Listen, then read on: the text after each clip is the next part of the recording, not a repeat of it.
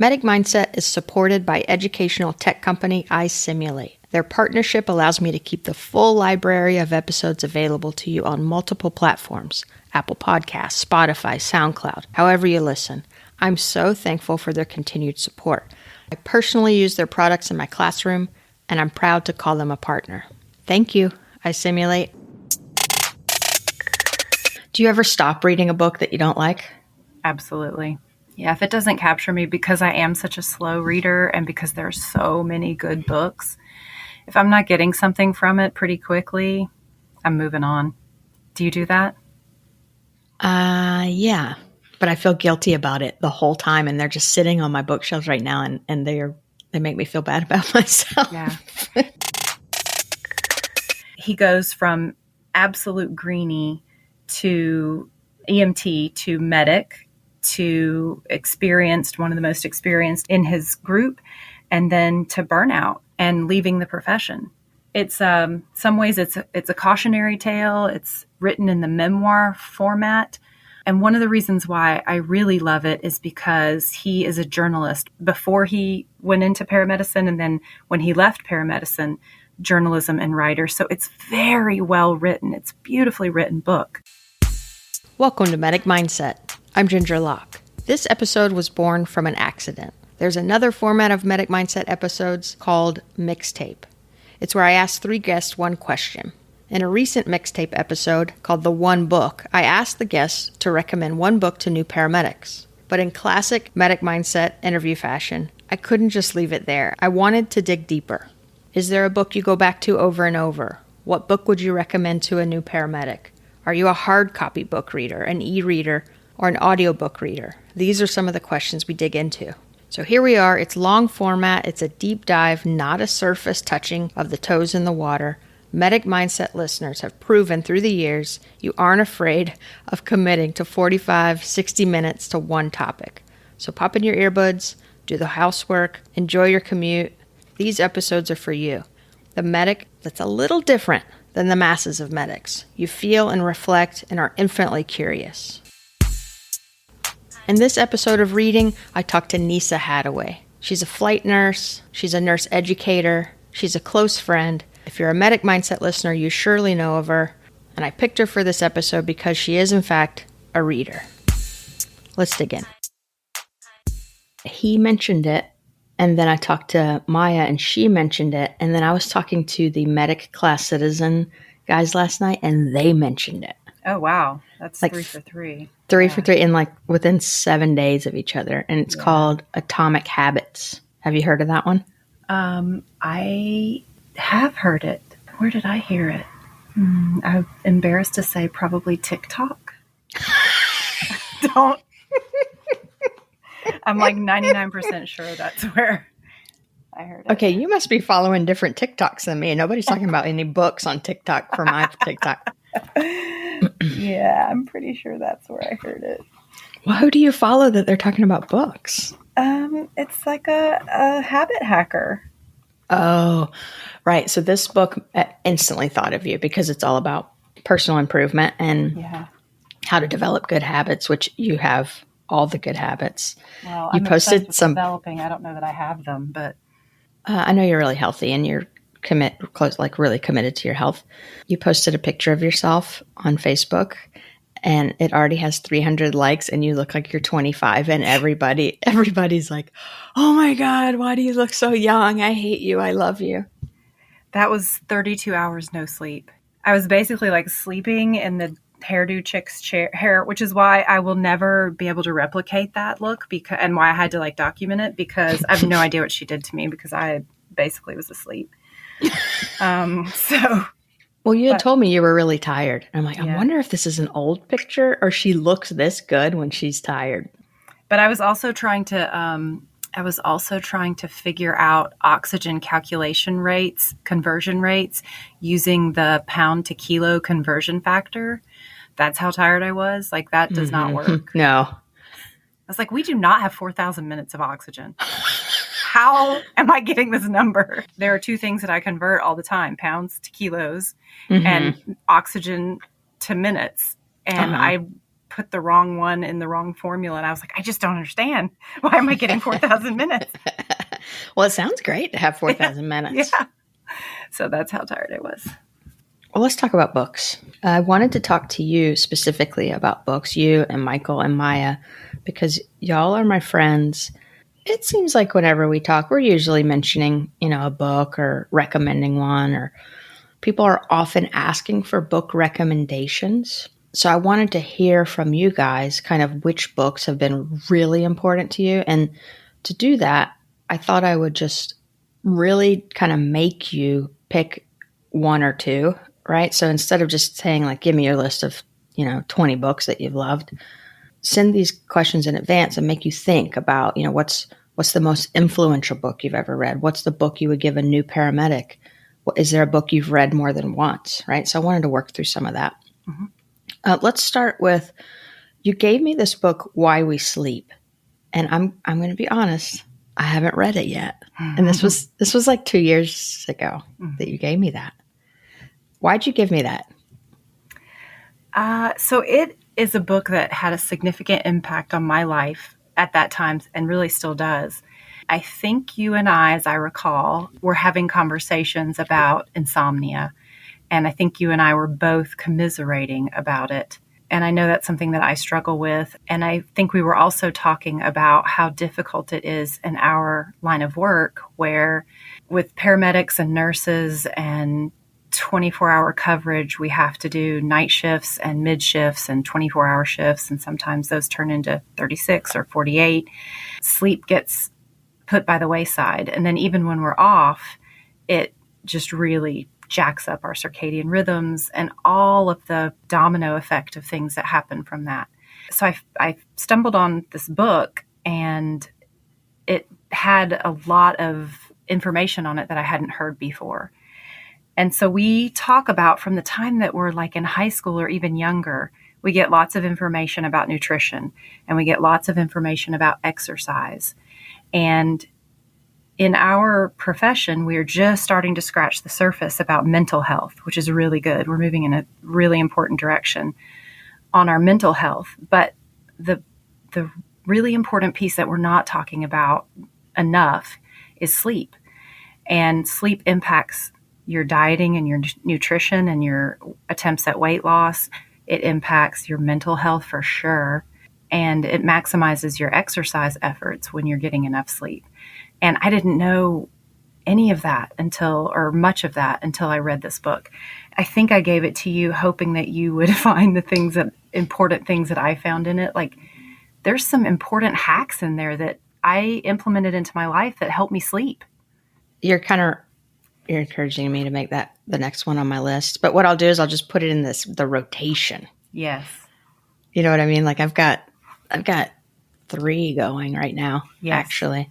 But I'll just get it off the bookshelf, and then I'll pick it up. And I agree with you that sleep is underappreciated.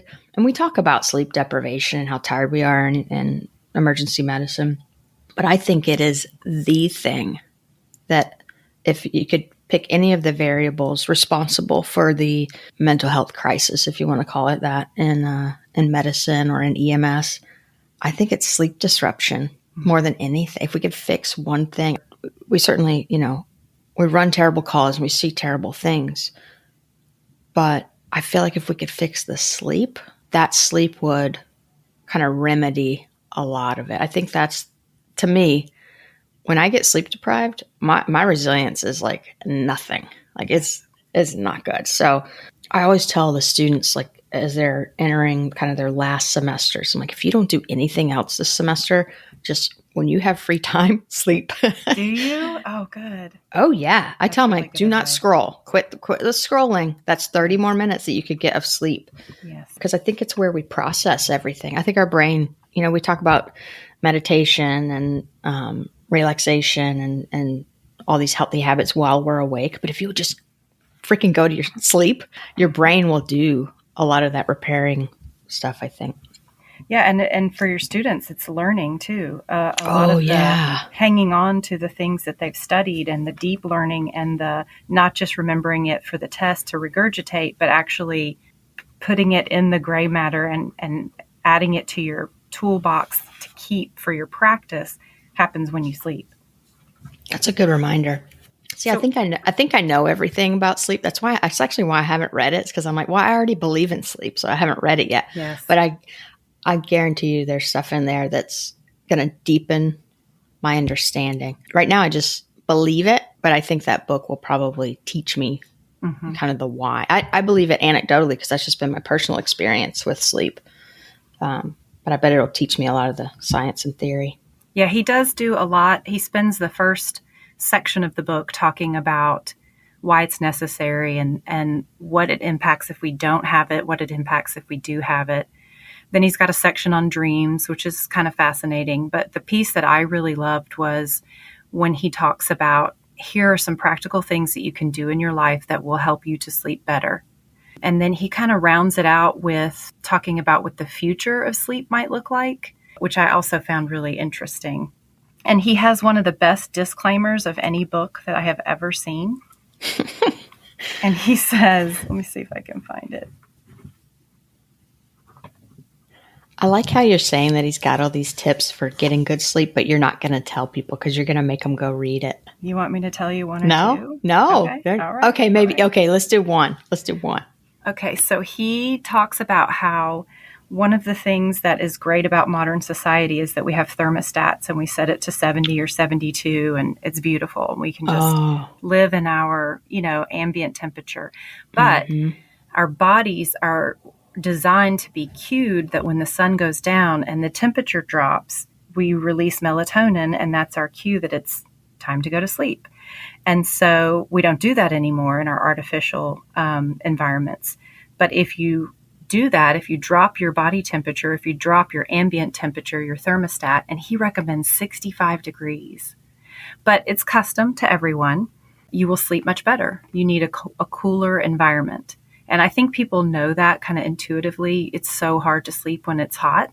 And he predicts that in the future, you'll have a house that's so wired in that it will actually start decreasing the temperature at increments to up to this sleep time that you've set. Or that maybe you could even customize every bedroom to the person who sleeps in that bedroom's desired temperature. Like, how cool is that? That is really cool. And I think he's right about creating little bubbles inside your house, certain rooms or certain temperatures. So his disclaimer when you're reading this book says something to the effect of, if you get sleepy when you're reading this book, I'm not going to be offended like other authors. I'm going to be hugely complimented. And I want you to put the book down and go to sleep. So good. Reading does make you sleepy. It's a good way to wind down. Especially if you're reading on printed paper versus your Kindle or your phone or your device. So, yeah, I wanted to ask you about that because I think everybody is interested in how readers read. Some people are readers. Like, they really just pound through the books all year long. Mm-hmm. First, do you think of yourself as a reader? And how do you read your stuff that you do read? I would say yes, reader. I'm a very slow reader, which is a disadvantage because I don't go through 5 books a week like some people. I plod through one in a couple of weeks. But the advantage to that is I often remember things a lot better. And during the pandemic, I have started listening to books on Audible.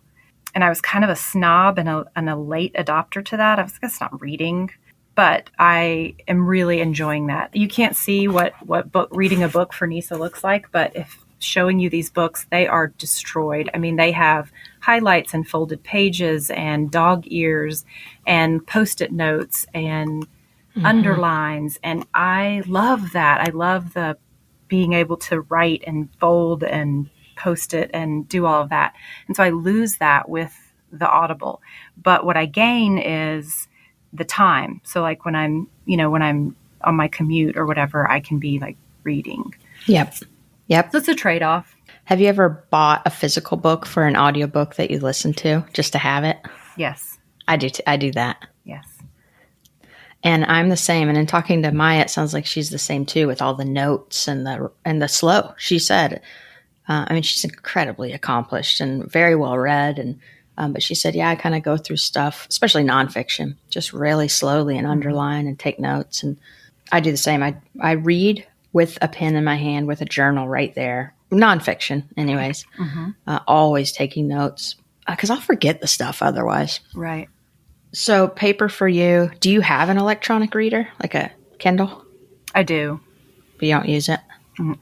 It's not even charged right now. But I have it. I really dislike it when people have Kindles because I can't give them physical books. They don't. Oh, yeah. I mean, I guess I could figure that out technology-wise, like how to send them a book, but it's just not the same as wrapping up a book. Do you ever stop reading a book that you don't like? Absolutely. Yeah, if it doesn't capture me, because I am such a slow reader and because there are so many good books, if I'm not getting something from it pretty quickly, I'm moving on. Do you do that? Yeah. But I feel guilty about it the whole time, and they're just sitting on my bookshelves right now, and they make me feel bad about myself. Yeah. There's one book that's been recommended, and I bump into it in other books where people quote it and podcasts where people quote it, and it's just a super influential book, and I did not like it at all. Are you going to tell us what it is? It's Thinking Fast and Slow. Oh, no. Okay, let's talk about that book. Okay. That book is not fun to read. And I reference it all the time, and I did not finish that book. And I'm actually pretty open about it because I don't want people to think that they're supposed to go read that book. Yeah. His theory is really good, and I think it's been translated enough, if you will, by other people that the concept is... I'm sure there's nuances to the concept that I don't get, right? Because I didn't read the book. But I feel like I've gotten what I needed from that book by, as you said, so many other people refer to it and have explained it and kind of translated it. But universally, it's kind of agreed upon that book's actually not very readable. There's certain books that come up over and over, and that is one of them. So I think it's important to have some fluency about it and what who is Daniel Kahneman, what's his theory, but I would not send a listener to go read that book. And one time I said that in one of my episodes. I said that about, it was in the episode with Heidi Abraham.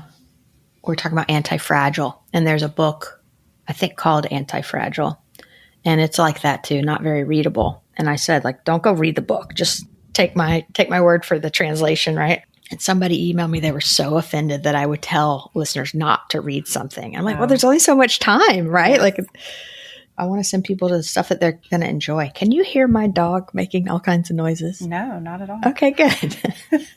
But you just took a lot of guilt off of my shoulders about that book. I appreciate that. I thought it was the only one. Have you read more or less during the pandemic? More, for sure. Yeah. I found that when a lot of things got canceled and schedules got opened up, it made more time to do things that, you want to do. And that is, for me, was reading. And you were able just to sit and not be distracted by Twitter and just take time out, like check out from the news? I was still going to work, getting out of the house more than I think the average person, like my friends who were not in healthcare, who were, holed up at home. So I kind of feel like in some ways I was living the news. So yeah. I think that speaks to your resilience. And that would be in my top 3 descriptors of you, that you're really resilient. Oh, wow. That's a huge compliment. Mm-hmm. Well, a lot of it from watching you through, I guess, the pandemic and just noticing that, some people, it really disrupted their patterns and habits. And then other people are like, yeah, I'm actually kind of enjoying it, in ways like the extra time. Mm-hmm.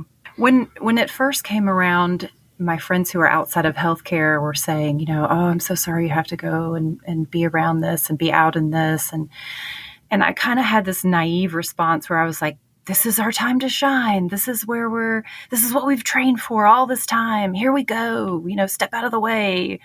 And it was, it's true in some ways. It was also very naive in many ways. I had no idea what the next, 12, 14 months were going to bring.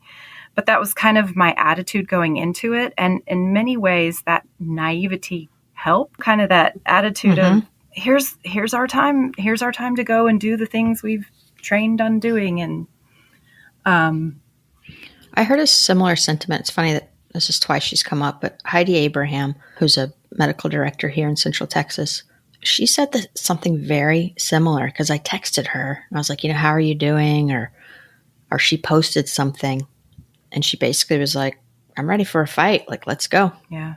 She was gearing up, as it was just starting, and she knew she had to go into work, and she was like, I'm ready to go. Mm-hmm. Like, prepare for battle type thing. Similar to what you're saying. Like, this is our moment. Mm-hmm. And that gives it, I think, perspective, right? It's like, oh, later we're going to look back on this as a time it was our challenge. What's the most influential book you've read? That changes. It's a moving target. I would say right now, the most influential book I've read is a book called Grit by Angela Duckworth. And she is a PhD in psychology. She's a professor. And she got this idea. She started out as a math teacher in middle school. And she saw at the beginning of the year, just here she is, like first year math teacher. And she sort of quickly categorized her students at the very beginning of the year, like, okay, here's the ones who are naturally gifted in math. They're going to be my A students. Here's the ones who are pretty hard workers and they've got some smarts. They're going to be my Bs. And here's my average kids. They'll probably be the C students. And then here's the guys that are, the rest. Then when she reevaluated at the end of the year, she saw that some of those kids she had initially categorized as sort of C students made As, and some of the A students made Cs. And as, with her background in psychology, it really fascinated her. And she's like, wait, I was way off on some of these kids. What's going on? And it actually started her entire career of trying to distill down this idea of what is it that some people have that takes them from not a natural genius, not a born gifted, talented individual, but someone maybe just sort of average or above average that soars. What she's come up with is this idea of grit. She defines it as having passion, but also perseverance. And so you don't have to be a genius. You don't have to be naturally gifted and talented in something if you have the passion for it and you have the perseverance for it. And what I love about this idea of grit is something that can be cultivated and learned and grown. And so useful for our line of work, because often what we're doing is just clawing through something, right? Or just clawing through a call. Intelligence matters and knowledge base matters. But the paramedic I want to show up at my house is going to be the one that's not going to give up on me or give up on themselves, right? They're just going to keep clawing till the very end. And I see this in students sometimes in scenarios that they keep assessing, misdiagnosing, assessing again, misdiagnosing, mistreating, but they keep working till the very end, right? They just keep assessing, keep digging, keep trying things. It's remarkable to watch, because I also see, other students that haven't developed that grit yet that will kind of get devastated when their first idea is wrong. Mm-hmm. I think I'm glad you brought that book up, because it's not one that has come up a lot in this podcast. So how did it influence you? Did it give you insight into others or yourself? Yeah, I think both. One, I wanted to grow my grit a little bit more. And so I was really interested in this idea of, okay, how can I be grittier? She talks about when the axiom that you hear about, so you're a nurse or you're a medic.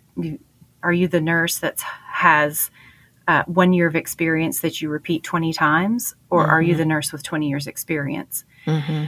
And that's the goal. And she talks about once you get a certain amount of experience under your belt and you've got a good foundation, then the tweaks are very nuanced. The way that you're pushing yourself and the way that you're improving is in very small increments. But gritty people still continue to do that. You still self-evaluate and you still figure out, okay, this is a weakness, or on this last call, this could have been better. So for the next one, I'm going to make sure that I learn a little bit more about this so that here's the thing I took away from this. So for my next one, I'm going to do it better, smoother. So she has this thing that she says, for the expert, novelty is nuance. And I love that. I repeat it all the time. The more you know, what does that mean to you? Novelty is nuance. So there's not a lot of things that you're going to hear that are just going to blow your mind and be like, wow, that's super new. I've never heard that before. Mm-hmm. But there are going to be small things that you're going to hear that are, oh, okay, I did not know that. And I can tweak my practice in a small way that might make a big difference for my patient. And then the other thing that's really important in her book is when you are teaching others who are new, there are ways that you can set them up to have a gritty mindset. So instead of saying things like, oh, you're a natural to this, you say things like, oh, you're a natural learner. And I'm digging that. Mm-hmm. So you're trying, you're just changing the mindset a little bit. Or like you said, that didn't work, but that's okay. Let's figure out why. And let's talk about how next time we can make it work better. Or saying things like, this is really hard. This is hard. This is hard. So don't feel bad, but it's something that's doable. You can do this, but it's hard. We have high standards in this profession, and I'm going to hold you to them, but I'm also going to help you get to them. I'm going to go write all of these down. I know. I'm going to listen to you again in editing, and I'm going to write all this down because I'm not just going to say it to my students. I'm going to say it to my children. Yes. Instead of giving people a pass like, oh, well, maybe cardiac's not your strength. Cardiac's really hard. No, cardiac is really hard, but you got to know it, and I'm going to help get you there. What can we do to get you there? So, yeah, I've just entered this role as a preceptor and precepting people who are not new to the profession, but new to flight. I've precepted before many times, but usually it's someone who's brand new. And so you're starting at zero. These folks are not brand new. A lot of them know more than I do clinically. So I'm just having to teach them how to do it in a different environment. And this is huge. Like teaching grittiness is huge. Well, I can see where it would be devastating to someone who thinks they're good at something, but then they put them in a new environment and, not all the same rules apply, and their legs get kicked out from under them and they kind of question their identity. I could see that being kind of a blow. Yes. It's very hard to go from expert back down to novice again. Oh, yeah. And you fly through the steps much faster than you did when you were a new grad or whatever, but it's really, really hard. All right. So you are a flight nurse and you're a emergency department nurse. Mm-hmm. You are a flight nurse preceptor. Mm-hmm. You work with paramedics. Mm-hmm. What book would you gift a new paramedic? I mean, this one feels like a slam dunk for me. I'm going to give 1,000 Naked Strangers. Oh, really? Because it's fun to read? Yeah. And as I recall, you recommended that one to me. I don't doubt that I did because, okay, I'll let you talk first. You got me excited. Yeah, so it feels like a slam dunk because I'm in the Atlanta area and that book takes place in the Atlanta area. So it's hospitals that we go to, it's streets that we know, it's our people. But there's also a universality to it that it doesn't matter because our people are your people. The calls that he ran and talks about are going to be the same calls that other people run. And it's a book that is written by a guy who was a medic in the Atlanta area for a very high volume, high acuity, fast paced service. He goes from absolute greenie to EMT to medic to experienced, one of the most experienced in his group, and then to burnout and leaving the profession. So it's some ways it's a cautionary tale. It's written in the memoir format. And one of the reasons why I really love it is because he is a journalist before he went into paramedicine, and then when he left paramedicine, journalism and writer. So it's very well written. It's a beautifully written book. He's got such a way with words. I hate to say this, but I'm going to. Unfortunately, a lot of the memoir style books written by nurses and physicians and paramedics, they tell some good stories, but they're just not great writers. But that's not the case for him. Yep. That. I knew you were going to, I suspected you were going to say that because I can think of my the typical medic out in the field right now, let's say they've been doing it for 3 to 5 years. I don't know that genre is really what they want to be reading, right? They're doing it. They're literally in the middle of doing it. So I think my question was, what would you gift a new paramedic? And I think you're spot on that this is a great book for a new paramedic or a paramedic that's, now, we're out in the field, but now they're not in the field anymore. And because that's when I enjoyed it, was once I left the field. I don't think I would have wanted to read it while I was out running calls also, because he recounts calls and it just feels like work. Right. But once you're done, reading it reminds you and gives words to your experience. You're totally right. Kevin Hazard is who wrote it, and he is a phenomenal writer. What I liked about it when I went to it was I had read a bunch of these memoirs, EMS memoirs, as I was entering the field, just to try to kind of understand the culture and the language and what were people's values and things like that. And they were good. They kind of got me some indoctrination. But then I had long since given up the genre. But this thing, it hit such a mass market. I was like, I really need to check this out. When the first couple of pages, I'm just highlighting stuff and like, whoa, that is it's about putting to words things that I had felt, that he was able to articulate in a way that I had not been able to do for myself. And it was really useful. Yeah, some of the things that he hits on that spoke to me like that, he says, they're just the title, 1,000 Naked Strangers. These people invite you into their most intimate, their bedrooms, their bathrooms, they're naked. And here you are with a front row seat, and they are handing over all of their vulnerability to you and expecting, or their family is, and expecting you to help and to fix them. And he talks about if you spend enough time around lunatics, their normal slowly becomes your normal. If that is not emergency medicine in a sentence. And then he says, know your protocols, don't ever second guess yourself, and never let them see you sweat. And I love that idea of that you have to know your stuff, but when you go in there, you have to be the one, even if you're freaking out, they're freaking out. It's their emergency, and you have to be the calming force. Man, sometimes that's really hard. He also does a lot of discussing about the partner relationship. And that is so key. It will make or break your shift, your career sometimes. Oh yeah. And he spends a lot of time talking about partners and good ones and bad ones and great ones. And that's something kind of unique to us. Yes. It is amazing how much job kind of happiness, satisfaction comes from your partner, right? You think it'd be the job and the patients and your bosses, but really you can be miserable or really happy at work based on who's right beside you. Yeah. Another reason I like this recommendation that you picked, I didn't think you were going to, I would not have guessed you were going to pick this book, but I think it's I think it's a good answer. This was a hard category. I had a lot of options.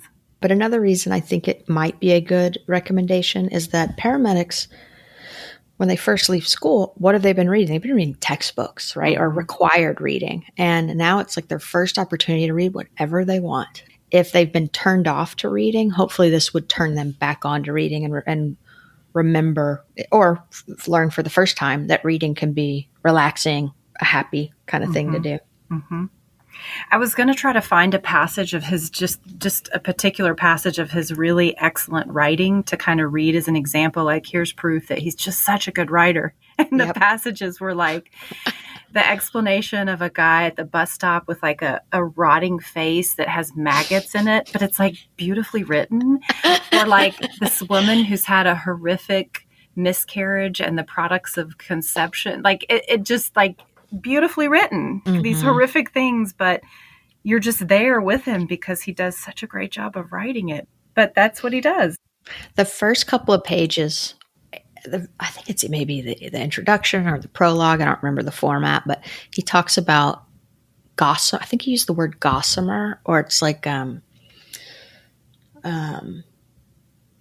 gossamer is like thin lace, I think. And he talked about how that's over the kind of the vision of his memories, how they're a little clouded. And I was like, oh wow, that's how I remember them as well. They're all a little fuzzy. And that visual, I was like, oh, I really relate to that. Is there a book that you read over and over that you go back to? Yeah. So my book that I read over and over is called The Happiness Project. Mm-hmm. And Gretchen Rubin, right? Mm-hmm, Gretchen Rubin. And this book will fool you because when you look at it, the cover is like it's turquoise and yellow and it has birds on it and it's got a supplement in the back for your book club. And it looks like, I mean, it's a New York Times bestseller and it looks very sort of suburban housewifey, but don't let that fool you because this book has magic in it. At least it did for me. It does for me. And that's why I read it over and over again. The idea is that this really brilliant woman, Gretchen Rubin, who is a Yale-trained attorney who hates being an attorney and quits to be a writer, she's evaluating her life and she says, I'm really a happy person, but I wonder if I could be happier. I wonder if I can move the happiness needle by engineering it, by actively doing things in my life to be happier. So she kind of does one of those 1-year stunts that was popular for a while in novels. And she breaks her life down into 12 categories. And so like in January, she does finance. And in February, she does her marriage. And in March, she does her physical well-being and on and on and on, 12 different categories of her life and spends that month focusing on that topic and sets mini goals for the month and then folds them into her life if they work and then rejects them if they don't. But this is why I love this book, is because she is an attorney. She attacks happiness like with the research and fervor of an attorney. And so I don't have to. She does it for you. So she reads books from the ancient philosophers all the way up to pop psychologists about what happiness is and how we define it and how we can get to it. And then she does the same thing with each of these specific categories where she reads a ton of books about finance or about physical well-being or whatever, and then distills it down into 3 or 4 important points. So she kind of does a lot of the legwork for you. But I reread it over and over again, not necessarily because all 12 of her categories match what I would do exactly, but it's just the idea of it. Because many times I want to be the person who engineers my life and who has the reins on my own life.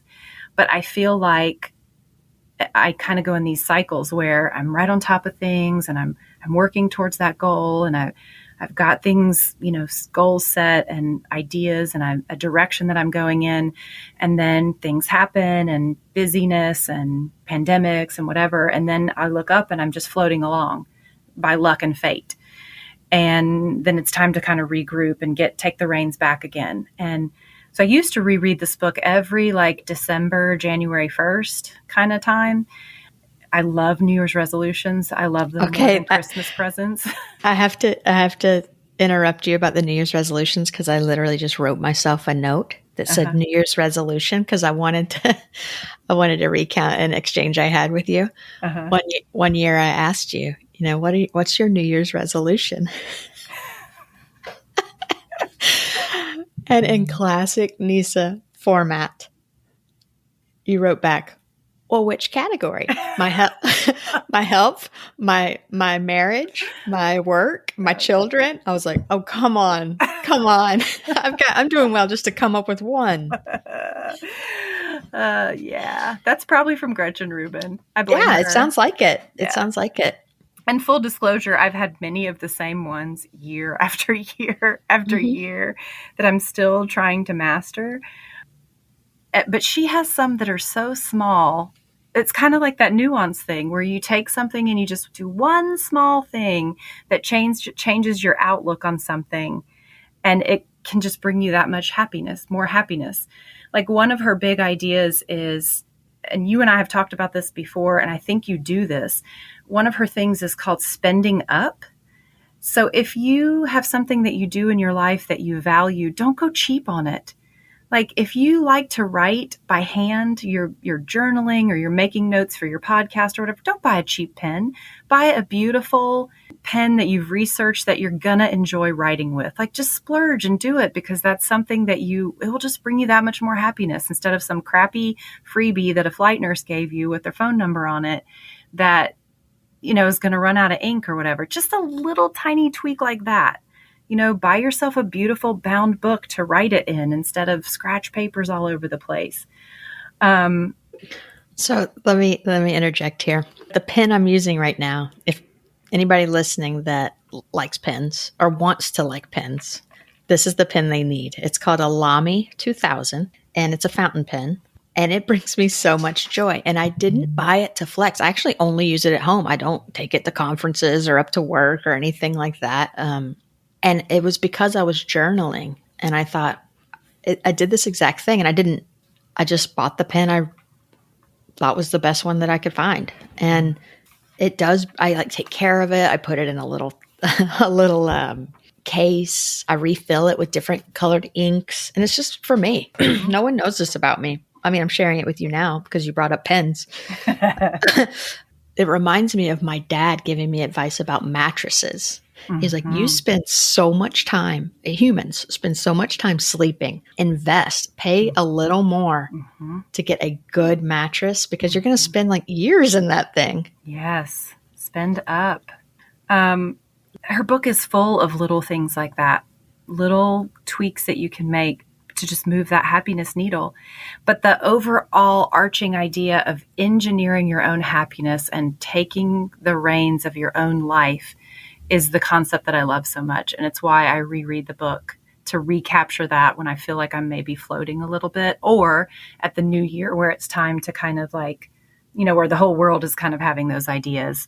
I just love that book. Where do you keep it? It's in my bedstand, my bedside top drawer. Okay, now I know you can hear my dogs. Can you hear them? I can hear something now, but I wouldn't have. They're over here. Are they growling? I'm in this 2,000 square foot house, and they need to be up under my feet doing their little, where they put their little mouths together. You know how dogs do that? Yes. They put their mouths. Okay, hang on. Let me scoot them out of here. There was a time when you mentioned that the Q Word podcast was going to do book reviews, but I haven't seen it on the podcast. Are you doing those? Yes, it's a section on our website. It's a blog that's called Books That ER Nurses Should Read. Who authors that? So we have our kind of creativity think tank. And they're people that, especially in the beginning of the podcast, we would send the episodes out to first and say, what do you think? Does this need to be tweaked? Whatever. They are the ones that we ask, what books do you recommend for nurses? And would you be willing to review them? So it's a variety. There are medics. There are nurses. Neat. So if any medic mindset listeners, a true medic mindset listener should know the name Nyssa Hattaway because you've done it. You did an intro for me once when I had laryngitis, and you've been a friend of the podcast for quite some time. I took over an episode one time. Yeah, that's right. I played a whole episode of the Q Word. So yeah, a medic mindset listener knows your podcast, but just in case they're a new listener or somehow it got by them, the Q Word podcast, I love it. I love y'all's style. You and Lisa, y'all are funny. You're much more funny than me. I don't have the funny person. I'm serious, and you guys make me laugh. I love your format. Y'all balance each other beautifully. You're great co-host. Well, we had a really good mentor, so I don't know if you know her. So go to your website is, I assume, qwordpodcast.com. It is. Boom. And so if you're a book person or you want to become a book person, that's a good place to go. Shop around for more books. And then I'm going to make some show notes for this episode just to link to everything.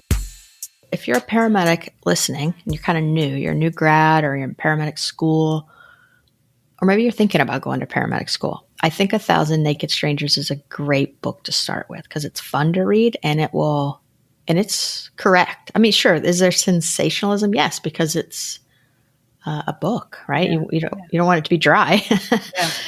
But that was an excellent recommendation of something I think could hook someone into reading that thinks they don't like reading. And then I appreciated you talking about audiobooks as well. There is no shame in your game if you just want to do audiobooks the rest of your life. Who cares, right? You're still getting that content. You're still being exposed to new ideas.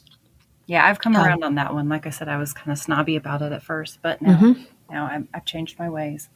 Well, thanks for coming on, Nyssa. I knew you would be as amazing as you were. Thanks for having me. This was so much fun.